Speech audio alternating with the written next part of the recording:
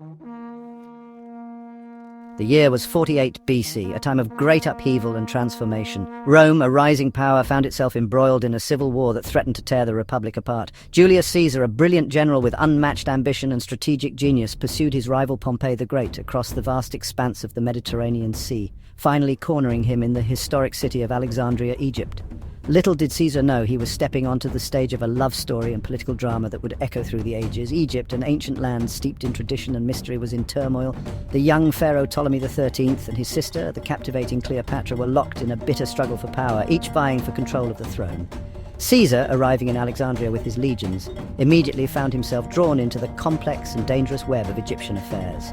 Pompey was dead, assassinated by Ptolemy's advisors, a move they believed would curry favour with Caesar and secure their position. However, Caesar, a shrewd judge of character and a man of principle, was appalled by the act. He sought to assert his authority not only as a Roman general, but also as an arbiter in the bitter dispute between Ptolemy and Cleopatra. The stage was set for a fateful encounter that would change the course of history. Forbidden from meeting Caesar directly due to her brother's decree, Cleopatra devised a daring plan. Knowing Caesar's penchant for the dramatic, she had herself smuggled into his chambers, rolled up inside a rug. This audacious act, a testament to her intelligence and charm, immediately captivated Caesar. Emerging from the rug, Cleopatra, a vision of elegance and wit, captivated Caesar. He was instantly smitten by her intelligence, her beauty, and her unwavering ambition. This dramatic first meeting marked the beginning of a passionate affair and a powerful alliance. Cleopatra, recognizing Caesar's influence, saw in him an opportunity to reclaim her throne and restore Egypt to its former glory. Caesar, in turn, was mesmerized by Cleopatra's charisma and recognized her strategic brilliance. Their connection, forged in ambition and desire, would alter the course of history. The romance between Caesar and Cleopatra blossomed amidst the backdrop of political intrigue. They embarked on a luxurious voyage down the Nile, their love deepening against the backdrop of ancient temples and exotic landscapes. Caesar, captivated by Cleopatra's knowledge of Egyptian lore and her captivating stories, found himself increasingly enamored. Their love affair became a strategic alliance. Cleopatra secured a powerful ally in her quest to regain control of Egypt, while Caesar gained access to Egypt's vast resources and a strategic foothold in the east. Their shared ambition, however, was not without its challenges. Ptolemy XIII, threatened by their growing power, rallied his forces. The stage was set for a confrontation that would determine the fate of Egypt. The conflict, known as the Alexandrine War, erupted in the streets of Alexandria, a city that had seen its fair share of turmoil and strife over the centuries. Caesar, outnumbered by Ptolemy's forces, found himself besieged within the palace walls. The situation was dire, and the Roman general had to rely on his strategic prowess to hold out. Cleopatra, proving to be a valuable ally, not only provided strategic advice, but also rallied her loyalists to Caesar's cause. Her intelligence and charisma were crucial in turning the tide. The Battle of the Nile, a decisive naval engagement, turned the tide in their favour.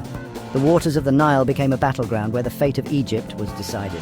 Caesar's forces, aided by Cleopatra's navy, routed Ptolemy's fleet. The combined strength of their forces proved to be overwhelming for Ptolemy's navy. The young pharaoh, attempting to flee, drowned in the Nile. His desperate escape ended in tragedy, marking the end of his reign. With Ptolemy's defeat, Cleopatra's path to the throne was clear. Her ambition and determination had finally paid off. She was crowned Queen of Egypt, ruling alongside her younger brother Ptolemy XIV, a mere figurehead. Cleopatra's reign marked a new era for Egypt. Her alliance with Caesar had secured her position, but their relationship was far from over. The bond they shared would have lasting implications for both Rome and Egypt. The Roman general, victorious but obligated to attend to matters in Rome, prepared for his return, taking Cleopatra and their newborn son Caesarion with him. This journey would mark the beginning of a new chapter in their intertwined destinies. Caesar's return to Rome with Cleopatra in tow sent shockwaves through Roman society. The relationship was considered scandalous. Cleopatra, an Egyptian queen residing in Caesar's villa, was a constant reminder of his growing power and ambition. Rumours of their love affair and the birth of their son Caesarion fueled public disapproval. Caesar's rivals within the Senate seized upon this opportunity. They used his relationship with Cleopatra to paint him as a tyrant, a man intoxicated by power and foreign influence. Despite the growing dissent, Caesar remained defiant. He showered Cleopatra and Caesarion with favours, further solidifying their position and fueling the flames of discontent among his enemies. This precarious balance of love and politics, however, could not last forever. The seeds of betrayal were sown, setting the stage for a tragedy that would shake the foundations of Rome. Section 6, The Ides of March, Whispers of Betrayal and Murder. As Caesar consolidated his power, declaring himself dictator for life, he believed he was securing Rome's future. However, the whispers of conspiracy grew louder with each passing day. His enemies, fearing his growing ambition and enraged by his disregard for Roman tradition, plotted his assassination in secret. Among them were men Caesar had considered friends, trusted allies who had shared his vision for Rome. These were men who owed their positions and fortunes to his generosity and leadership.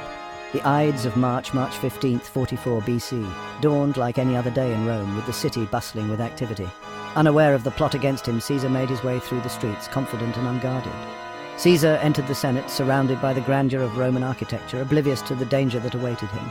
There, amidst the marble columns and beneath the watchful gaze of the Roman senators, the betrayal unfolded.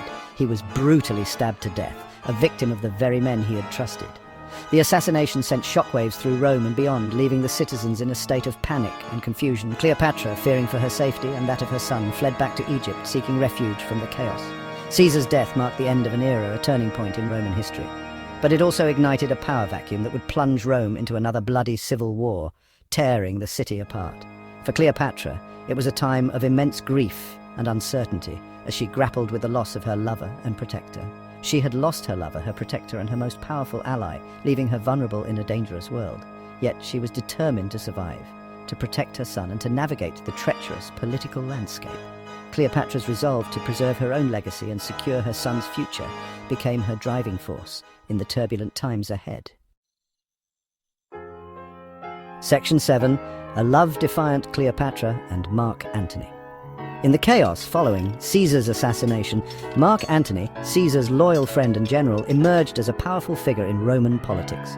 Drawn to Cleopatra's intelligence and charisma, as Caesar had been, Antony formed an alliance with the Egyptian queen. Their relationship, like that of Caesar and Cleopatra, transcended political expediency. They became lovers, their bond cemented by their shared ambition and their mutual admiration for each other's strengths. Together they ruled over Alexandria and the eastern Roman provinces, their court a spectacle of extravagance and power. Cleopatra once again found herself at the heart of Roman politics, her influence over Antony undeniable. Their alliance, however, would prove to be as tumultuous as it was passionate, ultimately leading to their downfall. Section 8. The Serpent's Bite Tragedy in Alexandria. The alliance between Cleopatra and Mark Antony, while strong, ultimately proved to be their undoing. Octavian, Caesar's adopted son and heir, viewed them as a threat to his own ambitions. He skillfully manipulated Roman public opinion, portraying Antony as a puppet in the hands of a foreign queen. The Battle of Actium, a disastrous naval engagement in 31 BC, sealed their fate. Facing defeat, Antony and Cleopatra retreated to Alexandria. There, surrounded by Octavian's forces, they made their last stand. Antony, believing false reports of Cleopatra's death, took his own life. Cleopatra, unwilling to be paraded through the streets of Rome as Octavian's captive, followed suit. Legend has it that she died by the bite of an asp, a symbol of royalty and divine power in ancient Egypt. Section 9. An enduring legacy, love, power, and tragedy. The love story of Julius Caesar and Cleopatra, a tale of passion, ambition, and ultimately tragedy, has captivated imaginations for centuries. Their story, a blend of fact and legend, continues to inspire countless works of art, literature, and film. Cleopatra in particular has become an enduring icon, a symbol of female power and allure. Their romance, played out against the backdrop of a world in turmoil, serves as a reminder of the intoxicating and destructive nature of power. Theirs is a story that transcends time, a timeless tale of love, ambition, and the enduring power of human connection. Though their reign was short-lived, their legacy continues to resonate, a testament to the enduring power of their love and the tragedy of their downfall.